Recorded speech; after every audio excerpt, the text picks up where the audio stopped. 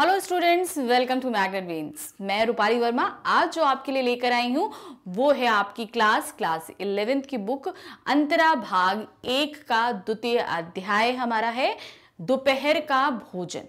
इसके एमसीक्यूज हम लेकर आए हैं। इस पार्ट को हम अच्छे से पढ़ चुके हैं, समझ चुके हैं और इसके एनसीईआरटी सॉल्यूशंस भी कर चुके हैं। तो आज जो हम समझने वाले हैं वो इस पार्ट पर आधारित हमारे क्या हैं, बहुविकल्पीय प्रश्न। यानी कि प्रश्न एक है और उसके 4 ऑप्शन है, उसमें से हमें सही चूज करना है। इस तरीके से जब भी कभी एमसीक्यूज आप पढ़ना या समझना चाहते हैं या सब्जेक्टिव ऑब्जेक्टिव किसी भी तरह के कभी भी कोई भी एग्जाम आपको देना है तो सबसे पहले आप पूरा पाठ अच्छे से पढ़िए, समझिए। आपको इसके साथ ही लेखक परिचय भी पढ़ना है, पाठ परिचय भी पढ़ना है, पाठ को पढ़ना है, इसके जो क्वेश्चन आंसर्स रहते हैं उनके सॉल्यूशंस को भी आपको अच्छे से पढ़ना समझना है और पाठ के एंड में जो शब्दार्थ दिए रहते हैं या विशेष टिप्पणियां दी रहती हैं उनको भी आपको अच्छे से पढ़ना है, क्योंकि क्वेश्चंस कहीं से भी बन सकते हैं। ज़रूरी नहीं कि जो क्वेश्चन आंसर एनसीईआरटी सॉल्यूशंस के दिए हुए हैं सिर्फ आपके वही आएंगे, एनसीईआरटी से पूछे गए, ऐसा नहीं होता।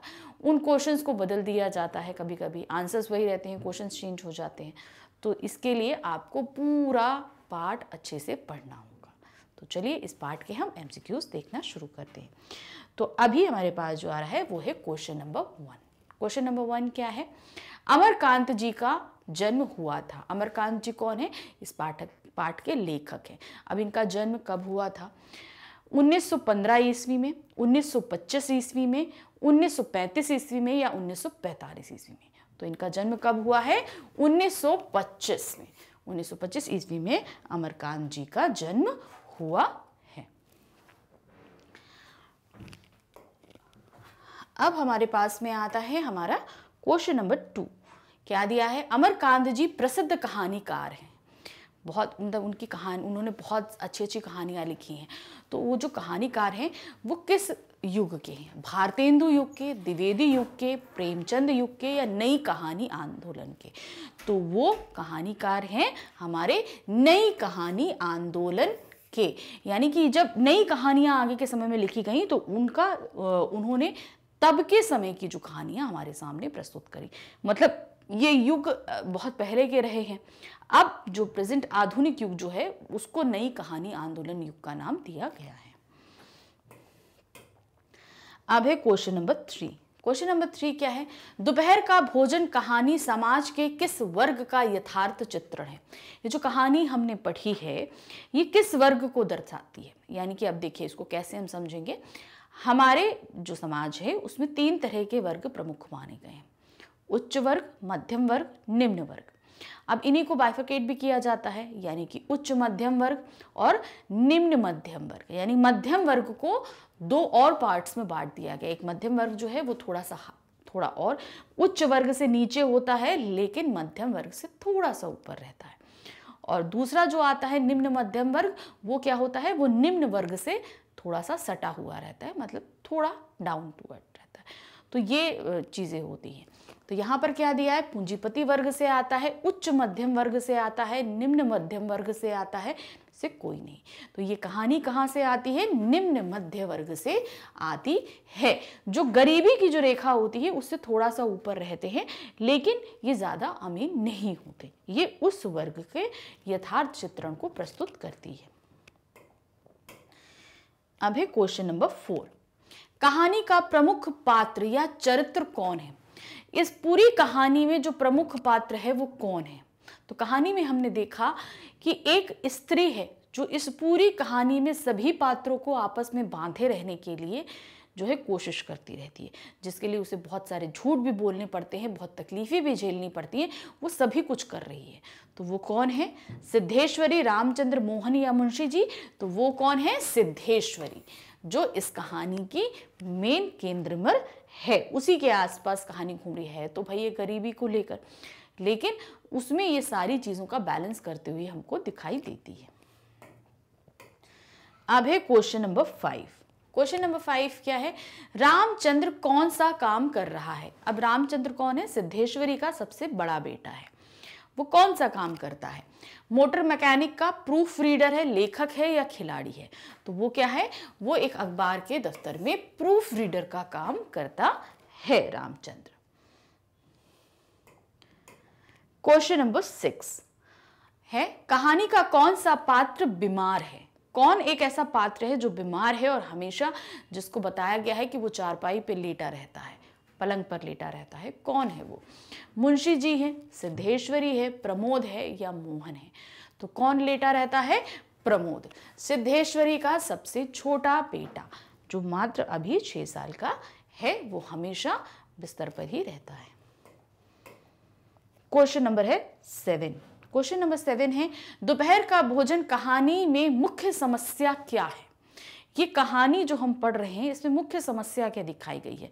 गरीब है, गरीबी का कारण क्या है, क्या चीजें क्या बताई गई हैं?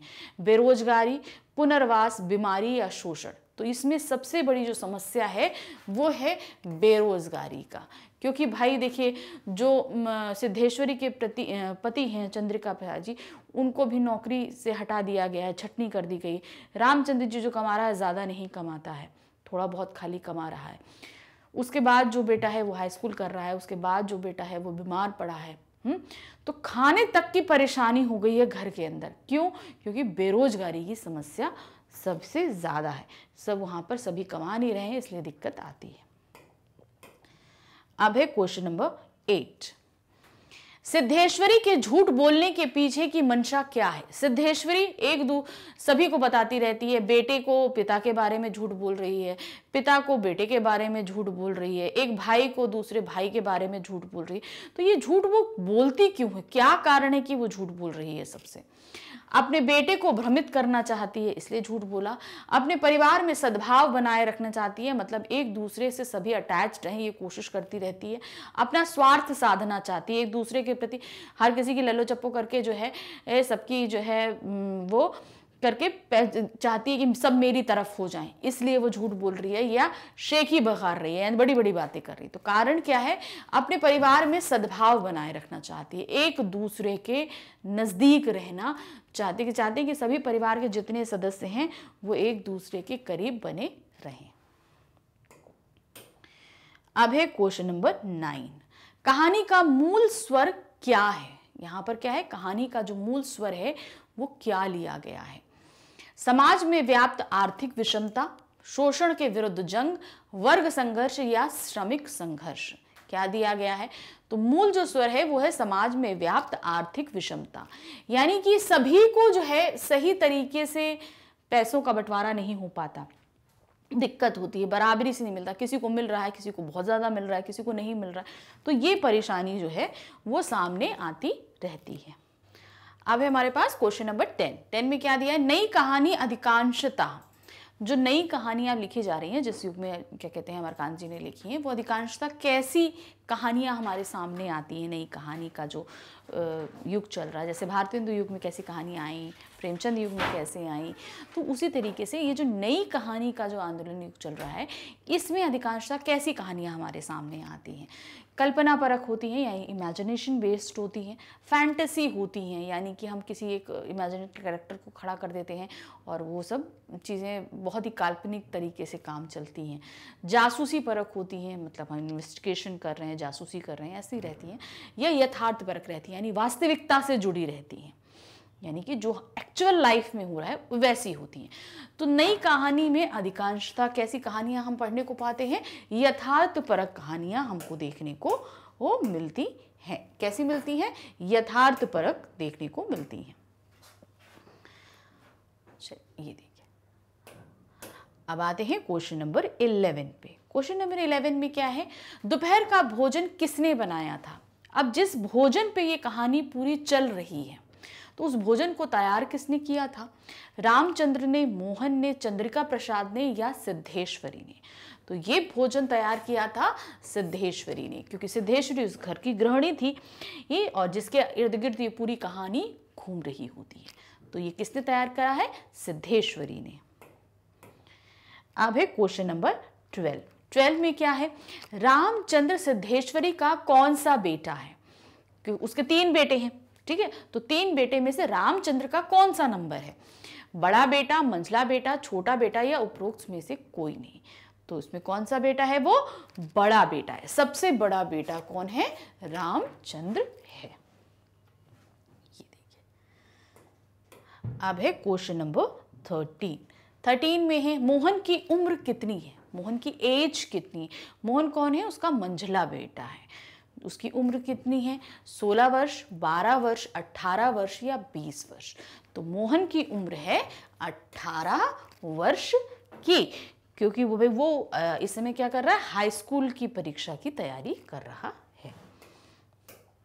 क्वेश्चन नंबर है 14 में है मुंशी चंद्रिका प्रसाद कौन थे। जो इसमें करेक्टर है मुंशी चंद्रिका प्रसाद, ये कौन है। रामचंद्र का दोस्त है, सिद्धेश्वरी का पति है, सिद्धेश्वरी का पड़ोसी है या सिद्धेश्वरी का रिश्तेदार है। तो मुंशी चंद्रिका प्रसाद जो हैं वो कौन है, सिद्धेश्वरी के पति हैं। जो हमारी घर के जो हेड हैं वो हैं, रामचंद्र के पिता हैं। देखिए इसमें कई कैरेक्टर हैं, सिद्धेश्वरी के पति हैं, रामचंद्र के पिता हैं, मोहन के पिता हैं, प्रमोद के पिता हैं। तो किसी भी नाम से आ जाए तो ध्यान रखिएगा इस चीज का। तो वो किसके हैं, सिद्धेश्वरी के पति। जो एज में ऑप्शंस दिए हैं उसके हिसाब से सिर्फ सिद्धेश्वरी के पति सही है। अब है क्वेश्चन नंबर 15। चंद्रिका प्रसाद किस पद पर कार्यरत थे, कौन से पद पर वो कार्य कर रहे थे, मैनेजर के, अध्यक्ष के, क्लर्क के या चपरासी के। तो वो कहाँ थे, वो क्लर्क के पद पर नियुक्त थे, उसी पे कार्य कर रहे थे। अब है क्वेश्चन नंबर 16। क्वेश्चन नंबर 16 है मोहन किस कक्षा में पढ़ता था। मोहन यानी कि उनका मंझला बेटा, किसका, सिद्धेश्वरी और चंद्रिका प्रसाद का मंझला बेटा, यानी नंबर 2। नंबर 1 रामचंद्र था और दूसरा कौन था, मोहन। तो मोहन कौन सी क्लास में पढ़ता था, 8वीं, 9वीं, 10वीं या 12वीं में। मोहन पढ़ता था 10वीं कक्षा में, 10वीं कक्षा की वो पढ़ाई कर रहा था। अब है प्रश्न संख्या 17। रामचंद्र की उम्र कितनी थी। अब रामचंद्र मतलब वो जो सबसे बड़ा बेटा, उसकी उम्र, दूसरे वाले की 18 और सबसे बड़े वाले की कितनी थी, 20 वर्ष, 21, 25 या 30।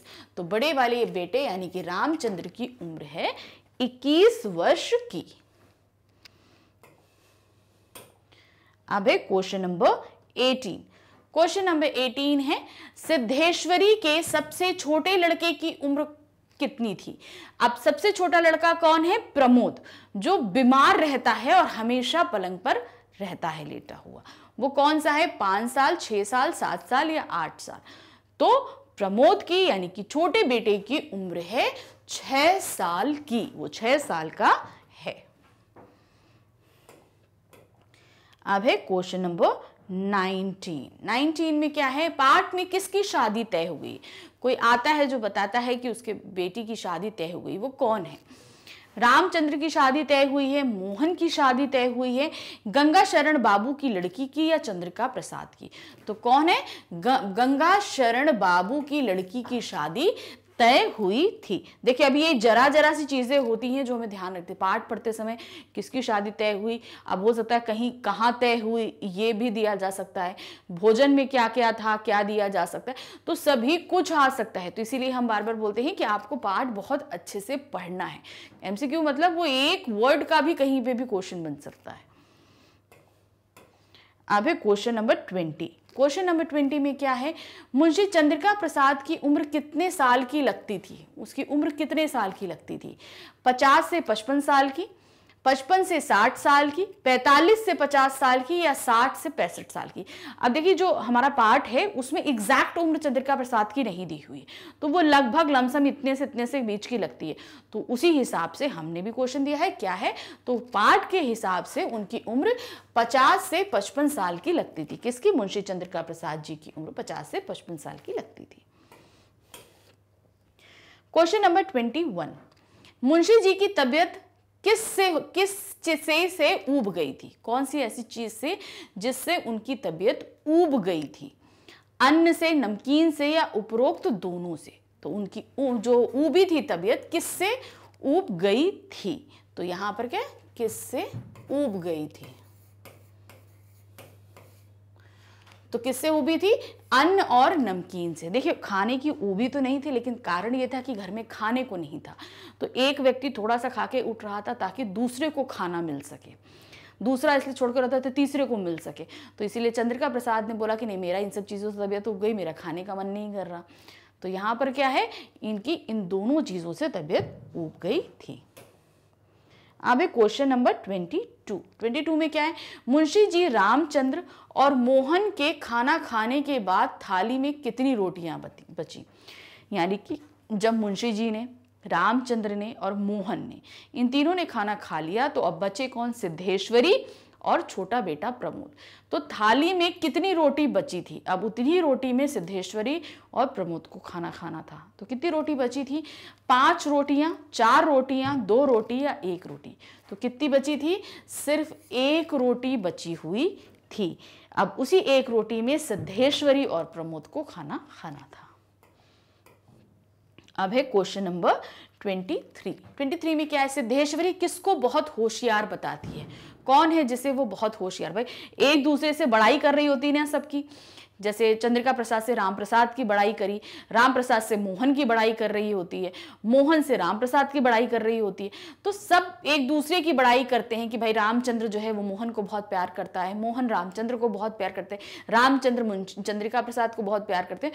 तो एक तरीके से सबको एक तरीके बाउंड में बांधती रहती है कि सब एक दूसरे से अटैच रहें। तो किससे सिद्धेश्वरी किसको बहुत होशियार बताती है, मोहन को, रामचंद्र को, प्रमोद को या चंद्रिका प्रसाद को। तो होशियार किसको बताती है, वो रामचंद्र को बताती है। किससे बता रही होती है, वो मुंशी जी से बताती है, यानी कि चंद्रिका प्रसाद से बताती है। अब है क्वेश्चन नंबर 24 में क्या है, प्रमोद ने क्या खाने के लिए जिद पकड़ रखी थी। क्या चीज जो है वो प्रमोद खाना चाह, प्रमोद वो सबसे छोटा बेटा, वो क्या चीज खाने की जिद पकड़ा हुआ था कि मुझको ये खाना है, रोटी, नमकीन, रेवड़ी या सब्जी। वो उसने जिद पकड़ी थी कि उसको क्या खाना है, रेवड़ी। छोटी छोटी सी सफेद सी होती है, शक्कर से बनती है, बहुत टेस्टी लगती है। तो उसको खाने की जिद जो है वो प्रमोद ने पकड़ कर रखी हुई थी और उसका नाम क्या था, रेवड़ी। ध्यान रखिएगा। अब है क्वेश्चन नंबर 25 में क्या पूछा है, मुंशी जी किस विभाग से छटनी हो गई थी। मुंशी जी की किस विभाग से छटनी हो गई थी, काम करते थे। अब ये इसको क्वेश्चन ऐसे 2 तरीके से पूछा जा सकता है, मुंशी जी किस विभाग में काम करते थे, और दूसरा क्वेश्चन है किस विभाग से छटनी हो गई थी। तो अब ये एक ही क्वेश्चन को 2 अलग अलग तरीके से पूछा जा सकता है।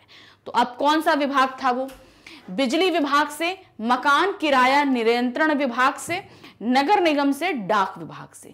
तो मुंशी जी किस विभाग में कार्यरत थे, मकान किराया नियंत्रण विभाग में कार्यरत थे, और वहीं से उनकी छटनी कर दी गई थी, क्योंकि भाई स्टाफ कम करना था तो वहां से उनको हटा, छटनी करने का मतलब क्या होता है कि हटा दिया गया था उनको। तो सही क्या है, मकान किराया नियंत्रण विभाग। ये ध्यान रखिएगा, क्वेश्चन ये 1-2 तरीके से पूछा जा सकता है। अब है हमारा क्वेश्चन नंबर 26 में क्या पूछा है, रामचंद्र ने कहां तक पढ़ाई करी थी। रामचंद्र कौन, जो बड़ा बेटा था, वो कहां तक पढ़ा था, हाई स्कूल, इंटरमीडिएट, बीए या एमए। तो जैसा कि पार्ट में दिया गया है कि उसने जो है इंटरमीडिएट तक की पढ़ाई करी थी, यानी कि 12वीं 12th क्लास तक उसने अपनी एजुकेशन कंप्लीट करी थी और उसके बाद वो प्रूफ रीडिंग का काम सीख रहा था।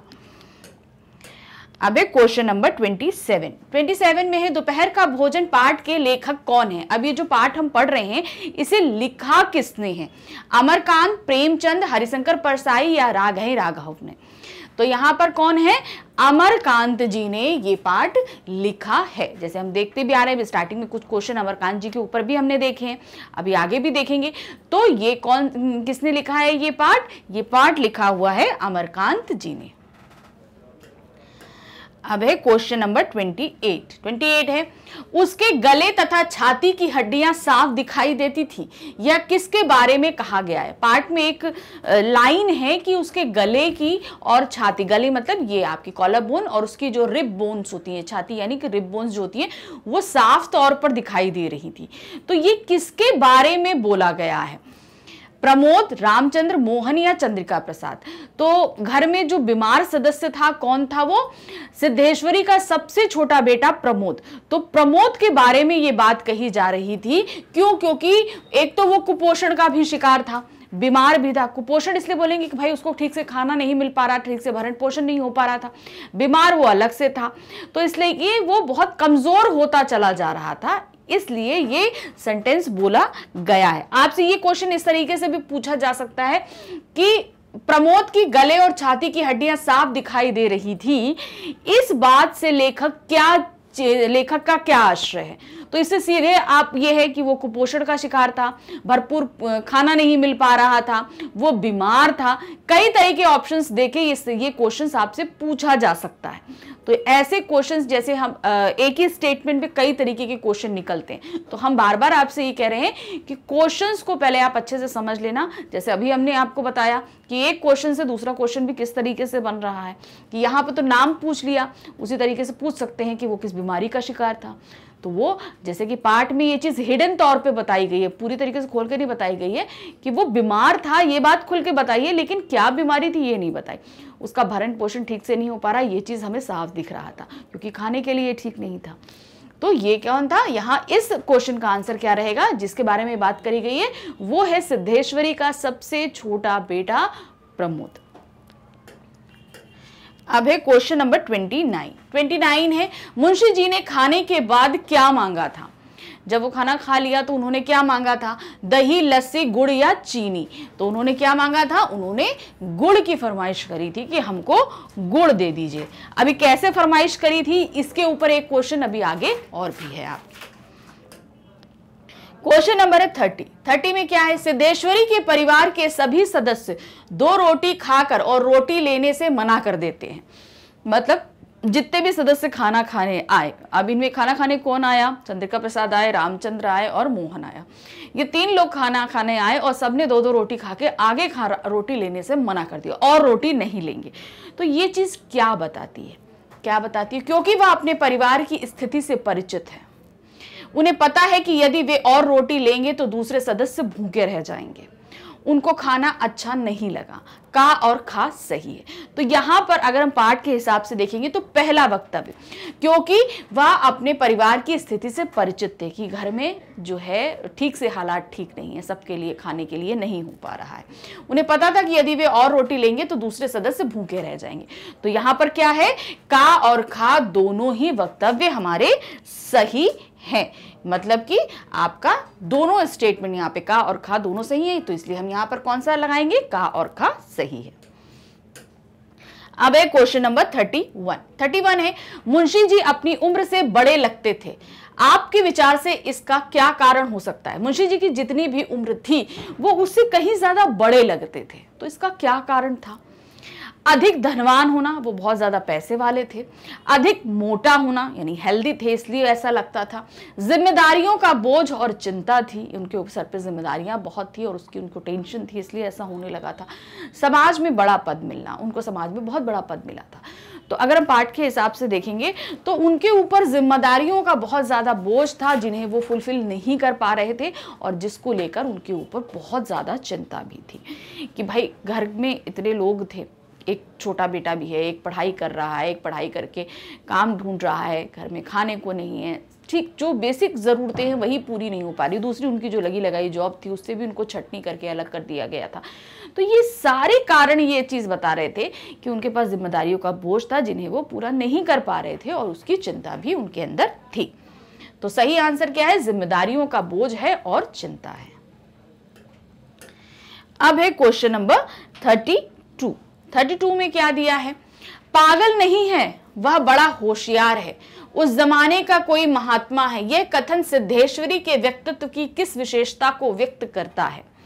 अब जैसे कि पाठ में ये चीज बताई गई कि सिद्धेश्वरी झूठ बोलती है परिवार के सदस्यों से, दूसरे सदस्यों की बड़ाई करती है सभी सदस्यों से। मान लीजिए जैसे चंद्रिका प्रसाद है तो उनसे रामचंद्र की बड़ाई करती है, रामचंद्र से मोहन की बड़ाई करती है, मोहन से रामचंद्र और चंद्रिका की बड़ाई करती है। तो सब एक दूसरे को कनेक्ट करने के लिए वो तरह तरह के झूठ बोल रही थी। उसी तरीके से एक झूठ उसने यहाँ पर भी बोला। तो ये चीज सिद्धेश्वरी की किस व्यक्तित्व को दिखा रही है, परिवार में प्रेम करने वाली है, मतलब वो परिवार से सभी से प्रेम करती है, समझदार गृहिणी है, घर के सदस्यों में प्रेम बनाए रखने में सक्षम है या उपरोक्त सभी। तो यहां पर हम देखेंगे सिद्धेश्वरी के अंदर के व्यक्तित्व में ये सभी चीजें व्यक्त होती हैं। इस जो ऊपर हमारा स्टेटमेंट दिया है इससे हमें सारी चीजें व्यक्त हो रही हैं कि वो सभी पूरे परिवार से प्रेम करने वाली है, समझदार गृहिणी है और परिवार के सदस्यों के बीच प्रेम बनाए रखना चाहती है। इसी कारण वो ऐसी बातों को बोलती है जिससे आपस में सभी जुड़े रहें। अब जरूरी नहीं है, अब ये स्टेटमेंट हमने यहां पर दिया, जैसे यदि यह पागल नहीं बड़ा होशियार उस जमाने का कोई महात्मा है, तो ये मोहन के बारे में बोला गया। अब ये जो वक्तव्य है ये बदल दिया जाए, मान लीजिए रामचंद्र के बारे में उसने जो वक्तव्य बोला वो रख दिया जाए या चंद्रिका प्रसाद के बारे में बोल दिया, तो यहां पर वो झूठ जरूर बोल रही है लेकिन एक दूसरे के प्रति प्रेम को बनाए रखने के लिए बोल रही है। तो वक्तव्य कोई भी होगा, सिद्धेश्वरी के व्यक्तित्व की विशेषताएं वही रहेंगी कि वो सभी से आपस में सद्भाव बनाए रखना चाहती है, खुद भी प्रेम करती है, समझदारी के साथ घर चला रही है, ये सभी चीजें। तो यहां पर क्या है, उपरोक्त सभी सही है। क्वेश्चन नंबर है 33 में है, बड़का तो सभी छोटे भाइयों पर जान छिड़कता है। इस कथन में बड़का किसे कहा गया है? अब बड़का छोटे भाइयों पर जान छिड़कता है, तो बड़का शब्द जैसे बड़े से पता ही है बड़का शब्द है, तो कौन यहां पर बड़का बोला किसके लिए? सिद्धेश्वरी ने यह बात किसके लिए बोली है? रामचंद्र, प्रमोद, मोहन या मुंशी चंद्रिका प्रसाद के लिए। तो ये बात बोली किसके लिए है? रामचंद्र के लिए बोली है, क्योंकि वो सबसे बड़ा बेटा है, इसलिए यहां पर क्या हुआ, उन्होंने बोला रामचंद्र के लिए बड़का शब्द इस्तेमाल किया गया है। क्वेश्चन नंबर है 34, तो थोड़े गुड़ का ठंडा रस बनाओ, पी लूंगा, तुम्हारी कसम भी रह जाएगी, जायका भी बदल जाएगा।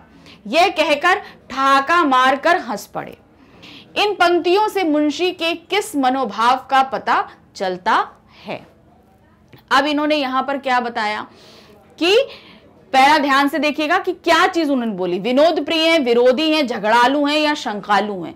तो यहां पर यह पता चलता है कि वो विनोद प्रिय हैं, कि मतलब हंसी मजाक करते हुए, माना कि उनको इतनी टेंशन है, सब कुछ है, लेकिन वो हंसी मजाक करते हुए सारी चीजों को हैंडल कर रहे हैं। अब है क्वेश्चन नंबर 35 में क्या है, बकलोई। क्या है? बकलोई शब्द का क्या अर्थ है? बकलोई शब्द का मतलब क्या होता है? बटोही, दामाद, देगची, खाना बनाने का एक बर्तन, या बटना या बट्टा। तो यहां पर जो बकलोई शब्द लिया गया है उसका तात्पर्य है देगची, यानी कि खाना बनाने का एक बर्तन, बड़ा सा होता है हांडी नुमा, उसमें जो है वो खाना बनाया जाता है, तो उसको बोलते हैं बकलोई।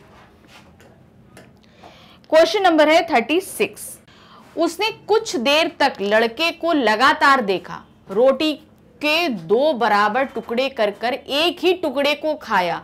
ये कथन सिद्धेश्वरी की किस स्थिति को इंगित करता है? अब क्वेश्चन नंबर जो हमसे 36 में पूछा गया है उसमें क्या बताया है कि जब सब खाना खा लेते हैं तो एंड में सिर्फ 2 रोटी बचती है, सिद्धेश्वरी एक रोटी बचती है, सिर्फ एक रोटी बचती है, और उस एक रोटी को जब वो खाने सिद्धेश्वरी बैठती है तो वो क्या करती है, अपने बेटे को देखती है और उसके 2 टुकड़े करती है। 2 टुकड़े करके एक ही टुकड़े को खाया और एक टुकड़ा उसने रख दिया, यानी कि एक रोटी का आधा किया, आधा उसने रख दिया और आधा उसने खा लिया। तो ये कथन सिद्धेश्वरी की किस स्थिति की तरफ इशारा कर रही है, क्या कह रही है? विक्षिप्त अवस्था की ओर, मतलब वो माइंड से थोड़ा डिस्टर्ब है, ये चीज बता रही है। स्वाभाविक प्रवृत्ति की ओर, यानी कि उसकी वो आदत ही है कि वो ऐसा करती है हमेशा। आर्थिक विपन्नता की ओर, मतलब कि वो पैसों से बहुत ही ज्यादा इस समय कमजोर है। उपरोक्त सभी। तो यहाँ पर ये चीज कहानी के आधार पर हमने कहानी भी पढ़ी है, ये कथन भी हमने देखा है, सभी कुछ पढ़ा है, तो इससे हमें क्या पता चल रहा है कि खाने के लिए खाना नहीं है, और ना खाने नहीं है, उसका कारण क्या है? पैसे नहीं है उनके पास, यानी कि क्या है? आर्थिक विपन्नता है। तो ये इशारा किसकी तरफ कर रही है? आर्थिक विपन्नता की ओर इशारा कर रही है। अब है क्वेश्चन नंबर 37, पैबंद का क्या अर्थ है? पैबंद शब्द इस्तेमाल किया गया है, उसका क्या मतलब होता है? कपड़े के छिद्र को ढकने के लिए लगाया गया कपड़े का टुकड़ा, यानी कि एक कपड़ा है उसमें छिद्र हो गया, यानी कि छेद हो गया, अब उसको ढकने के लिए ऊपर से एक कपड़े के टुकड़े को लगा दिया जाता है। समय का पाबंद होना, मतलब कोई पंचुअल होता है, बोलता है ना जो टाइम है उसी टाइम पे पहुंच गया, उसको बोलते हैं समय का पाबंद। वह बर्तन जिसमें दाल बनाई जाती है, यानी कि दाल बनाने वाले बर्तन को पैबंद बोलते हैं, या उपरोक्त सभी। तो यहाँ पर पैबंद से तात्पर्य है कपड़े के छिद्र को ढकने के लिए लगाया गया कपड़े का एक टुकड़ा, यानी कि एक छेद हो जाता है और फिर उसको ढकने के लिए एक दूसरा कपड़े का टुकड़ा लगाते हैं और उसको सिल देते हैं ऊपर से। अब है क्वेश्चन नंबर 38। 38 में क्या है, लेखक अमरकांत का वास्तविक नाम क्या है। अमरकांत के नाम से वो लिखते रहे, लेकिन उनका जो वास्तविक नाम है बचपन से माँ बाप द्वारा उनको प्रदान किया गया है वो क्या है। श्री राम वर्मा, श्री श्याम, श्रीकांत या श्री राम। तो उनका मूल नाम या वास्तविक नाम है श्री राम वर्मा। किनका? अमरकांत जी का वास्तविक नाम। जैसे प्रेमचंद जी का भी नाम हम लोगों ने पढ़ा है कि वो भी अलग अलग है भाई, वो हिंदी में लिखते थे तो अलग नाम से, उर्दू में लिखते थे अलग नाम से, उनका मूल नाम अलग है। उसी तरीके से अमरकांत जी का भी मूल नाम क्या है? श्री राम वर्मा। अब है क्वेश्चन नंबर 39। 39 में क्या है, व्यग्रता। क्या है? व्यग्रता। आपको ध्यान रखना है यहाँ पर व्यग्रता का क्या मतलब होता है। यहां पर क्या दिया है? व्याकुलता, घबराया हुआ, उपरोक्त दोनों या बेखबर। तो यहां पर व्यग्रता का मतलब होता है व्याकुलता, घबराया हुआ, दोनों ही। तो यहां पे इसको क्या बोलेंगे हम? उपरोक्त दोनों। दोनों ही हमारे सही हैं। अब है क्वेश्चन नंबर 40। क्वेश्चन नंबर 40 क्या है, निर्विकार का क्या अर्थ है। निर्विकार शब्द जो दिया जाता है उसका क्या मतलब होता है? जिसमें कोई विकार या परिवर्तन ना हो, मतलब जिसमें हम कोई परिवर्तन नहीं कर सकते। याद रखना, परेशान होना, खाना बनाने का बर्तन। तो यहां पर निर्विकार का तात्पर्य होता है जिसमें कोई विकार या परिवर्तन ना हो।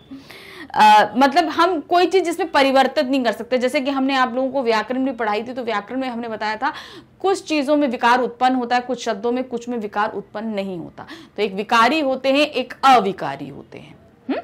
तो वही चीज जिनमें परिवर्तन नहीं हो रहा है, यानी कि जिनमें कोई विकार या परिवर्तन ना हो, वो क्या कहलाएगा? निर्विकार। अब है क्वेश्चन नंबर 41। 41 में है, अमरकांत का जन्म कहां हुआ। जो हमारे लेखक हैं अमरकांत जी, उनका जन्म कहां पर हुआ?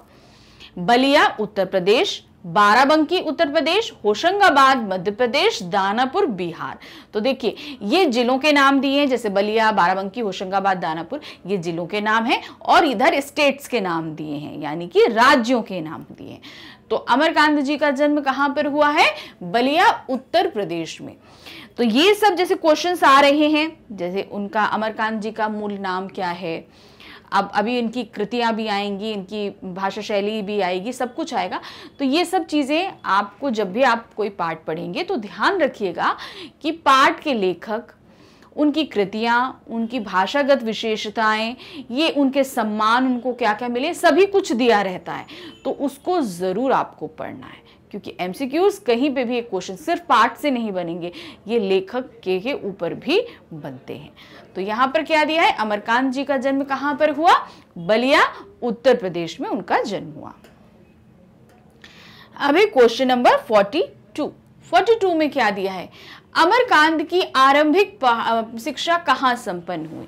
मतलब इन्होंने जो स्टार्टिंग की जो शिक्षा रहती है, जिसे हम बोल सकते हैं कक्षा 5वीं 6वीं तक की जो शिक्षा रहती है, वो कहाँ पर करी उन्होंने? इलाहाबाद, बलिया, बाराबंकी या मथुरा में। तो उनकी जो आरंभिक शिक्षा है वह बलिया में ही संपन्न हुई है। ध्यान रखिए जरूर, बहुत से लेखक में की आरंभिक शिक्षा अलग अलग हो जाती है, कहीं पैदा हुए आरंभिक शिक्षा कहीं संपन्न हुई। जैसे इनका तो जन्म कहाँ? बलिया में हुआ, तो इनकी आरंभिक शिक्षा बलिया में ही संपन्न हुई। लेकिन प्रेमचंद जी के साथ ये चीज़ नहीं हुई। तो आगे और भी कई लेखक हैं जिनके साथ नहीं होगी। तो ये आपको कई लेखक ऐसे हैं जो स्कूल ही नहीं गए, जिन्होंने बोलते हैं एक विधिवत शिक्षा प्राप्त नहीं करी। तो बहुत सी ऐसी चीजें रहती हैं, हर लेखक का अपना अलग अलग रहता है। जैसे इनका क्या है? इनकी आरंभिक शिक्षा बलिया में संपन्न की गई है। इसके लिए हम बोलेंगे आप लोगों को, जैसे हर जितने भी आपको चैप्टर आ रहे हैं एग्जाम में या टेस्ट में आप लोगों से पूछे जा रहे हैं, तो अब उनके लेखक के लिए आप एक चार्ट बना लीजिए। उनका जन्म स्थान, मान लीजिए आपके 5 चैप्टर आ रहे हैं, 5 लेखक आ रहे हैं, तो उसके लिए आप क्या करोगे, एक 5 कॉलम्स बनाइए, उनमें आप करीबन 7-8 आगे कॉलम्स रखिए। अब मान लीजिए जो भी लेखक आ रहा है उनका जन्म स्थान हो गया, उनकी शिक्षा कहाँ तक है, कहाँ उन्होंने शिक्षा प्राप्त करी है, कौन सी डिग्री ली है, और साथ ही उन्हें कौन से सम्मान प्राप्त हुए, उनकी कितने कहानी संग्रह हैं, कितने उपन्यास हैं, कितने कविता संग्रह हैं। तो इस तरीके से एक चार्ट अगर आप बना लोगे तो आपके लिए याद करना बहुत आसान हो जाएगा। तो इस तरीके से कोशिश करिएगा, तो लेखकों के बारे में जितनी नॉलेज है वो आपको फटाफट आ भी जाएगी और आपको दिक्कत भी नहीं होगी याद करने के लिए। अब है क्वेश्चन नंबर 43 में क्या है, अमरकांत जी ने किस अवस्था में लेखन कार्य प्रारंभ किया? वो अपनी उम्र की किस अवस्था में थे? हमें पता है कि हमारी उम्र की कई अवस्थाएं होती हैं, तो उस अवस्था में कौन सी अवस्था थी जब उन्होंने अपना लेखन कार्य यानी कि लिखना, स्वतंत्र रूप से लेखन कार्य प्रारंभ कर दिया था? किशोरावस्था, प्रौढ़ावस्था, वृद्धावस्था या बाल्यावस्था? तो वो अवस्था थी किशोरावस्था, यानी कि जब वो यंग एज में थे, यानी कि टीनेजर थे वो, तब उन्होंने अपना लेखन कार्य प्रारंभ कर दिया था। क्वेश्चन नंबर है 44 में है, अमरकांत जी इन पत्रिकाओं के संपादकीय विभाग में कार्यरत रहे। तो कौन सी पत्रिकाएं थी इनमें? इन जो पत्रिकाएं हैं इनमें यही पूछी गई हैं कि कौन सी पत्रिकाएं हैं। सैनिक, दैनिक अमृत, दैनिक भारत या उपरोक्त सभी? तो यहां पर अमरकांत जी इन सभी में, यानी कि उपरोक्त सभी जितनी भी थी सभी में इन्होंने कार्य किया है, संपादकीय कार्य उन्होंने किया हुआ है। अब है क्वेश्चन नंबर 45 में अमरकांत जी ने किस पत्रिका का संपादन कार्य किया है? कौन सी पत्रिका है जिसका संपादन कार्य उन्होंने किया है? सैनिक, दैनिक अमृत, दैनिक भारत या कहानी?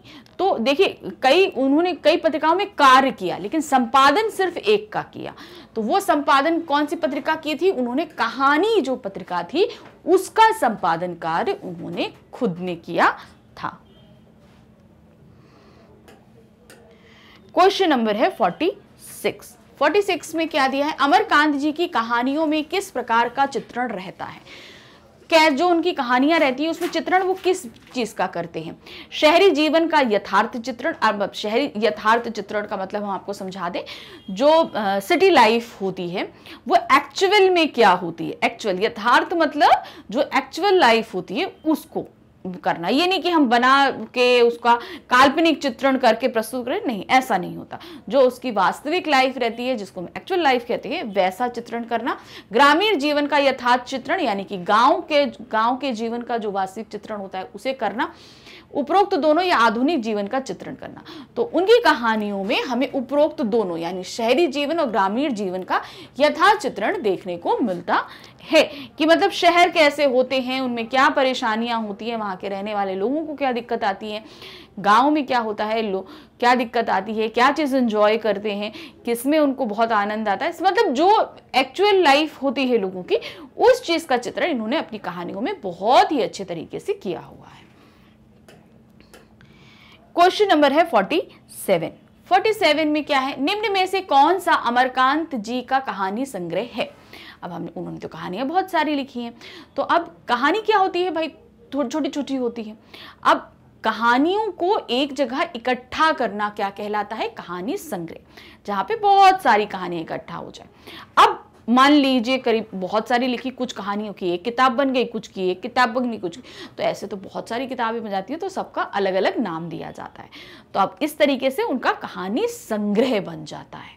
तो यहां पर क्या दिया है, जिंदगी और जोंक, देश के लोग, मौत का नगर, मित्र मिलन, कुहासा, उपरोक्त सभी।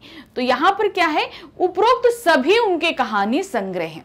अब यहां पर देखिए हमने एक छोटी सी कोशिश करी कि उनके जितने कहानी संग्रह थे वो हम सबके नाम आपके लिए ले आए, ताकि आपको पता रहे कि अमरकांत जी के कितने कहानी संग्रह हैं। तो वो सब हमने यहाँ पर लिख दिए। अगर इसमें से एक भी आपसे एग्जाम में पूछा जाए तो आपको ये पता रहेगा कि ये अमरकांत जी का है। तो ये ध्यान रखना है। तो जरूरी नहीं है कि जब आपसे ये क्वेश्चन पूछा जाए तो आपकी क्वेश्चन शीट में भी ऑप्शन से ही देने, ऑप्शंस बदल सकते हैं। तो ऑप्शंस में ये ध्यान रखना है कि आपको ये जितने सारे नाम हैं ये सारे याद करने पड़ेंगे। तो यहां पर क्या है, उपरोक्त सभी जो है अमरकांत जी के कहानी संग्रह हैं। अब है क्वेश्चन नंबर 48। 48 में क्या है, अमरकांत जी द्वारा रचित उपन्यास कौन से हैं। अब जैसे उन्होंने इतनी सारी कहानियां लिखी, वैसे उन्होंने उपन्यास लिखी। भाई कहानियां क्या होती हैं, छोटी छोटी होती हैं, उपन्यास क्या होती है, बहुत बड़ी कहानियां होती हैं। तो उनसे पूरी पूरी एक नॉवेल बन जाती है। उपन्यास का मतलब क्या होता है, नॉवेल होती है भाई, मोटी मोटी बुक्स बन जाती हैं। तो ये जो नॉवेल्स हैं, उन्होंने ऐसी बहुत सारी नॉवेल्स लिखी हैं। अब कौन सी हैं, सूखा पत्ता, ग्राम सेविका, काले उजले दिन, सुखजीवी, बीच की दीवार, इन्हीं हथियारों से, उपरोक्त सभी। तो ये जितने ऊपर नाम दिए गए हैं ये सभी अमरकांत जी के उपन्यास हैं, सभी उनके द्वारा लिखित उपन्यास हैं। तो यहां पर इनके भी नाम आपको पूरी तरीके से याद करने होंगे। अब है क्वेश्चन नंबर 49। 49 में क्या है, अमरकांत जी को इन्हीं हथियारों से उपन्यास के लिए कब साहित्य अकादमी पुरस्कार से सम्मानित किया गया। अब उनका जो एक उपन्यास था इन्हीं हथियारों से, उसके लिए उनको साहित्य अकादमी पुरस्कार दिया गया। कौन से सन में दिया गया, क्या था सन भाई, 2005, 2006, 2007 या 2008। तो उनको ये साहित्य अकादमी पुरस्कार दिया गया 2007 में। अब देखिए यहां पर इसी क्वेश्चन से आपके पास दूसरा क्वेश्चन भी बनता है। क्या, पहला ये एक और कौन से दो क्वेश्चन बनेंगे। पहला क्वेश्चन ये बनेगा कि अमरकांत जी को किस कृति के लिए साहित्य अकादमी पुरस्कार मिला। ठीक है, तो आप कृति बता दोगे इन्हीं हथियारों से। अब अमरकांत जी को इन्हीं हथियारों से के लिए साहित्य अकादमी पुरस्कार मिला। तो इन्हीं हथियारों से कौन सी विधा की रचना है, कौन सी विधा की रचना है, आपको ये विधा भी याद रखनी। तो वो क्या है, वो उपन्यास है। ये ध्यान रखना। तो इस तरीके से एक ही क्वेश्चन में आपके पास 3 क्वेश्चन बने हैं। तो जैसे एक क्वेश्चन तो यहां प्रेजेंट है, 2 आपके उसमें से ऊपर से बन गए। तो इस तरीके से क्वेश्चन बदलते भी रहेंगे। तो यहां पर ये चीज आपको ध्यान रखनी है। अब है हमारे पास क्वेश्चन नंबर 50। क्वेश्चन नंबर 50 में क्या दिया गया है, अमरकांत जी की मृत्यु कब हुई। अब इसे कई तरीके से पूछते हैं, अमरकांत जी की मृत्यु कब हुई, उनका देहांत कब हुआ, उनका स्वर्गाप्रस्थान कब हुआ, उनका देहावसान कब हुआ, कई नामों से पूछा जा सकता है। तो क्या हुआ, ये भी बोल सकते हैं अमरकांत जी ये कब हमें छोड़कर स्वर्गाप्रस्थान कर गए, इस तरीके से भी पूछा जा सकता है। तो कब उनकी मृत्यु हुई, बेसिक 2012, 2014, 2016 या 2018 में। तो अमरकांत जी की मृत्यु हुई है 2014 में, यानी कि 2014 में उनकी मृत्यु हुई है। तो यहां पर हमने अपने ये जो पाठ हम पढ़ रहे थे दोपहर का भोजन अंतरा बुक का, यहां पर खत्म किया। आपको ये पाठ पढ़ना है, समझना है, तो इसके लिए बिल्कुल भी चिंतित मत होइए। उसके लिए आना होगा आपको हमारी वेबसाइट magnetsbrain.com पे। जब आप यहाँ पर आएंगे तो आप देखेंगे कि क्लास किंडरगार्टन से लेकर 12th NTSC सभी कॉम्पिटिटिव एग्जाम्स की भी प्रिपरेशन कराई जा रही है। यहाँ पर टोटल 100% फ्री एजुकेशन आपको प्रोवाइड कराई जाती है। तो यहाँ पर आप बिल्कुल भी निश्चिंत होकर अपनी पढ़ाई को कर सकते हैं। तो जैसे कि आप है क्लास 11th में, तो हम क्या करेंगे, क्लास 11th पर क्लिक करेंगे। 11th पे क्लिक करते ही आपके सामने में 11th में पढ़ाई जाने वाली प्लेलिस्ट, जितने भी सब्जेक्ट हैं वो सभी सामने आएंगे। तो अब ये जो चैप्टर हम पढ़ रहे थे कहाँ पर थी, ये हमारी थी अंतरा बुक में। तो अब हम देखेंगे कहाँ पर है, देखिए आरोह है, वितान है, अंतराल है, ये अभिव्यक्ति माध्यम, यहाँ अंतरा। तो यहाँ हम अंतरा पे आएंगे। अंतरा में यहाँ पर क्या है, जहाँ वॉच नाउ लिखा है इसे हम क्लिक करेंगे। क्लिक करते ही हमारे सामने अंतरा की प्लेलिस्ट आ जाएगी। वहां पर हम क्या करेंगे, अपने चैप्टर नंबर 2 यानी कि दोपहर के भोजन को देखेंगे। वहां पे क्लिक करेंगे तो उसको क्लिक करते ही हमने जितने टॉपिक उसके अंदर पढ़ाए वो आपके सामने में। तो जिस टॉपिक में आपको डाउट है उसे आप क्लिक करेंगे और क्लिक करते ही आपके सामने वो वीडियो स्टार्ट हो जाएगा। वीडियो देखिए, अपने डाउट्स को क्लियर कीजिए, लेकिन साथ ही हमारे चैनल को लाइक, सब्सक्राइब और जो है शेयर करना बिल्कुल नहीं भूलिएगा। Thank you for watching, bye bye.